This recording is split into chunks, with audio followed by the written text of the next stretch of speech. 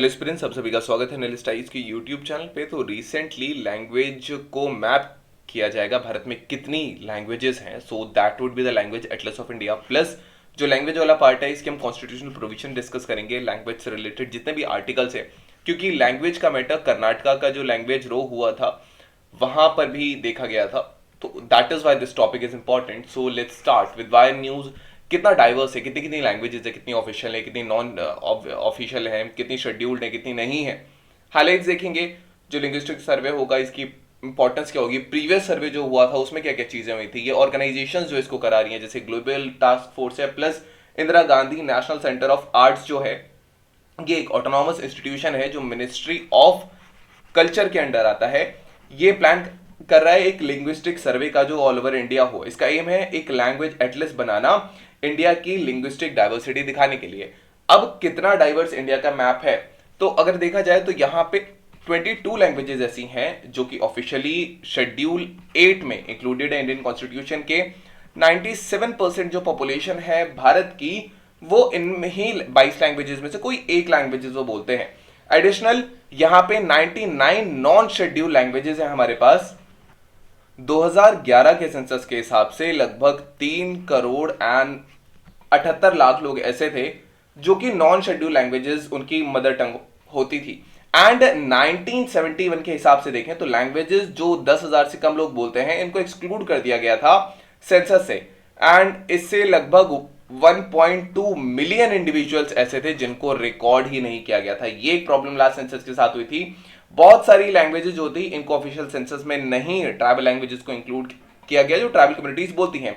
Now एक चीज और आती है इसमें, जो सेंसस है 1961 का, ये सबसे ज्यादा एग्जॉस्टिव रहा था। अगर हम लिंग्विस्टिक डेटा की बात करें इस सेंसस में लैंग्वेजेस अगर कोई एक सिंगल स्पीकर भी है उस लैंग्वेज का तो उसको भी यहां इंक्लूड किया गया था रिकॉर्ड्स में। 1961 के सेंसस में अगर देखा जाए तो इस ईयर में जो टोटल लैंग्वेजेस इंडिया में बोली जाती हैं दैट वर अराउंड 1554 लैंग्वेजेस यहां बोली जाती हैं।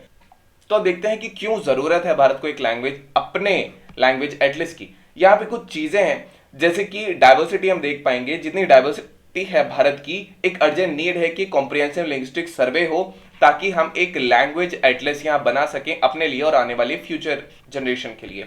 नेक्स्ट थिंग होगी कि नंबर हमें पता होना चाहिए कि कितनी नंबर ऑफ लैंग्वेजेस या डायलेक्ट्स भारत में बोले जाते हैं। That is why this is important. Scripts या डायलेक्ट्स को पढ़ना कि कितनी लैंग्वेजेस भारत में बोली जाती हैं, एंड स्क्रिप्ट्स और डायलेक्ट्स भी यहाँ पे पढ़े जाएंगे।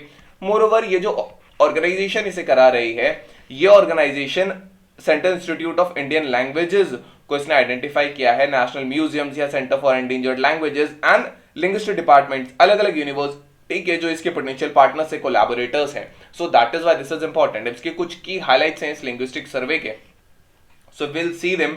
तो यहाँ पे सर्वे जो है ये नंबर ऑफ लैंग्वेजेस या डायलेक्ट जो भारत में बोले जाते हैं या जो एक्सटेंट हो चुके हैं या वर्ज ऑफ एक्सटेंशन पर हैं उन सबको इंक्लूड करेगा। इसका एम है डेटा कलेक्ट करना स्टेट पे, रीजनल लेवल पे, लोकल लेवल पे, और डिजिटली यहाँ पे जो ऑडियोज हैं उनको यहाँ पे रिकॉर्ड किया जाएगा। ये प्रपोज करता है डिजिटली आर्काइव जो ऑडियो रिकॉर्डिंग्स होंगे उनका, जितनी भी लैंग्वेजेस यहाँ बोली जाती हैं। स्टेक होल्डर्स में मिनिस्ट्री ऑफ कल्चर आता है, ministry of education and ministry of tribal affairs as well. ये सारी चीजें हैं जो अलग अलग कम्युनिटीज के लिए वर्क करते हैं। इसकी कुछ इंपॉर्टेंस है कि कैसे काम करेगा। सबसे पहला, अगर हम अलग अलग लैंग्वेजेस को डॉक्यूमेंट करते हैं या इनको रखते हैं तो ये जो सर्वे है ये हमारी जो कल्चरल हेरिटेज है इसको प्रिजर्व करने में हेल्प करेगा फ्यूचर जनरेशंस के लिए। वैल्यूएबल डेटा जो ये कलेक्ट होगा ये पॉलिसी मेकर्स को हेल्प करेगा कि जो लिंग्विस्टिक नीड्स है अलग अलग कम्युनिटीज की, फॉर एग्जांपल पॉलिसी जो एजुकेशन से रिलेटेड है, गवर्नेंस से रिलेटेड है, कल्चरल इनिशिएटिव्स हैं, ये सारी चीजें में ये हेल्प करेगा। लिंग्विस्टिक सर्वे जो है ये इनसाइट्स देते हैं जितनी भी लैंग्वेजेस बोली जाती हैं अलग अलग रीजन में, और इनकी नॉलेज जो होगी ये एजुकेशनल प्रोग्राम्स को और ज्यादा इंक्लूसिव और ज्यादा रेस्पॉन्सिव बनाने में हेल्प करेगा। जो बच्चे अलग अलग लिंग्विस्टिक बैकग्राउंड से आते हैं एक इक्वल एक्सेस देगा क्वालिटी ऑफ एजुकेशन का। अलग अलग यहाँ पे कोर्सेज बनाए जा सकते हैं स्पेसिफिक लैंग्वेज में, अगर गवर्नमेंट उनको बना चाहती है तो। अलग अलग लैंग्वेजेस जो माइनॉरिटी बोलती हैं, माइनॉरिटलाइज्ड कम्युनिटी बोलती हैं, ये जो सर्वे होगा ये उनको एम्पावर करेगा, उनकी ओवरऑल वेलबींग, उनका एक सेंस ऑफ प्राइड होगा उनकी कल्चरल आइडेंटिटी का।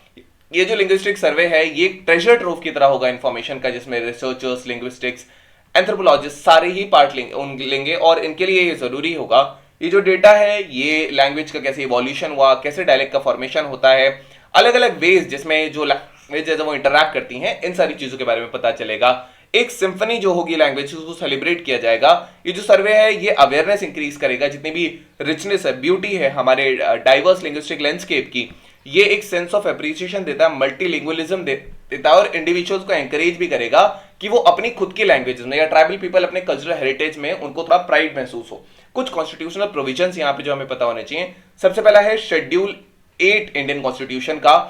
ऑफिशियली यहाँ पे 22 लैंग्वेजेस हैं, जिसमें आसामीज, बंगाली, गुजराती, हिंदी, कन्नड़, कश्मीरी, कोंकणी, मलयालम, मणिपुरी, मराठी, नेपाली, उड़िया, पंजाबी, संस्कृत, सिंध, तमिल, तेलुगु, उर्दू, बोडो, संथाली, मैथिली, डोगरी आते हैं। 8वें शेड्यूल में 6 क्लासिकल लैंग्वेजेस भी यहां पर हैं, जिसमें तमिल जो 2004 में डिक्लेयर की गई थी, संस्कृत 2005, कन्नड़ 2008, तेलुगु 2008, मलयालम 2013 एंड उड़िया 2014। जो पार्ट 17 है इंडियन कॉन्स्टिट्यूशन का, ये ऑफिशियल लैंग्वेजेस से डील करता है और ये आर्टिकल 343 से 351 के अंडर आता है। अगर हम यूनियन की लैंग्वेजेस की बात करेंगे तो आर्टिकल 120 ये पार्लियामेंट जो लैंग्वेज यूज करेगा उसमें डील करता है। आर्टिकल 210 सिमिलर है दिखने में केवल, एंड यही सेम जो है सेम 120 है, लेकिन ये स्टेट लेजिस्लेचर के लिए अप्लाई करता है। आर्टिकल 343 जो है ये हिंदी को देवनागरी स्क्रिप्ट में एक ऑफिशियल लैंग्वेज जो है यूनियन की, उसको ये डिक्लेयर करता है। Remember this is official and not a national language.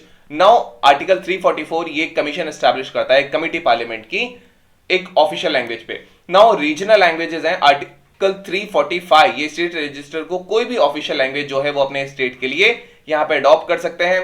Article 346 जो है ये ऑफिशियल लैंग्वेजेस को स्पेसिफाई करता है कम्युनिकेशन के लिए स्टेट्स और स्टेट्स के बीच में या यूनियन स्टेट्स के बीच में। आर्टिकल 347 ये प्रेसिडेंट को अलाउ करता है कि वो किसी भी लैंग्वेज को जो एक सेक्शन बोलता है उसको रिकॉग्नाइज कर सकते हैं अगर स्टेट डिमांड करता है तो।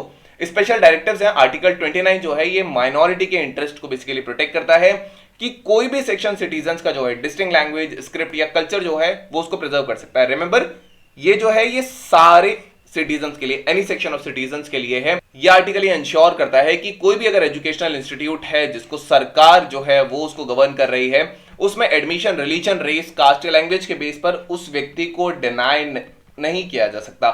ये कुछ चीजें हैं। आर्टिकल 350 आता है, ये हर व्यक्ति के right to submit a representation for redress of any grievance in any language. ये जो है अगर उसको कोई प्रॉब्लम है तो वो उसके पास कोई भी ग्रीवेंस है कि वो एक रिप्रेजेंटेशन सबमिट कर सकता है। आर्टिकल 350A ये डायरेक्ट करता है स्टेट्स को कि एडुकेट फैसिलिटीज दें मदर टंग में, खास करके प्राइमरी स्टेज पे, ताकि बच्चों को समझ में आए जो लिंग्विस्टिक माइनॉरिटी ग्रुप से बिलोंग करते हैं, खासकर ट्राइबल पीपल के लिए इंपॉर्टेंट है।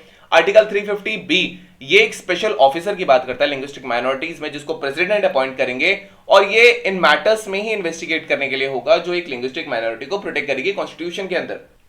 अब Indira Gandhi national centre for arts क्या है, तो जो ये इग्निका है ये 1987 में इसको एस्टैब्लिश किया गया था। ऑटोनॉमस इंस्टीट्यूशन है, याद रहे ये मिनिस्ट्री ऑफ कल्चर के अंदर आता है। We have already discussed this. बहुत सारे वाइड रेंज ऑफ सब्जेक्ट्स यहां पर इसमें देखे जाते हैं, जैसे आर्कियोलॉजी, एंथ्रोपोलॉजी, विजुअल आर्ट्स या परफॉर्मिंग आर्ट्स, तो ये एक सारी चीजें हैं। नाउ यहां यूनेस्को का ग्लोबल टास्क फोर्स भी है इंडिजिनस लैंग्वेजेस पर। इंटरनेशनल डिकेड जो 2022 से 2032 के बीच में होगा, यूनेस्को ने एक ग्लोबल टास्क फोर्स एस्टैब्लिश किया है एक डिकेड बनाने के लिए, खास करके इंडिजिनस लैंग्वेजेस को प्रोटेक्ट करने के लिए ऑल ओवर द वर्ल्ड। ये जो ग्लोबल टास्क फोर्स है इंश्योर करेगा inclusion, openness, participation, multi stakeholders का यहाँ एंगेजमेंट हो, रेस्पेक्ट हो। ये जो इंटरनेशनल डिकेड है इसके थ्रू ये जो मैंडेट है, ये जो ग्लोबल टास्क फोर्स है, ये एक इक्विटेबल रिप्रेजेंटेशन देगा इसी डिकेड के through. Planning, preparation, implementation, monitoring activities होंगी, तो ये सारी चीजें जो हैं ग्लोबल एक्शन प्लान जो है उसके अकॉर्डिंग होगा। जो GTF है ये इसको अप्लाई करेगी।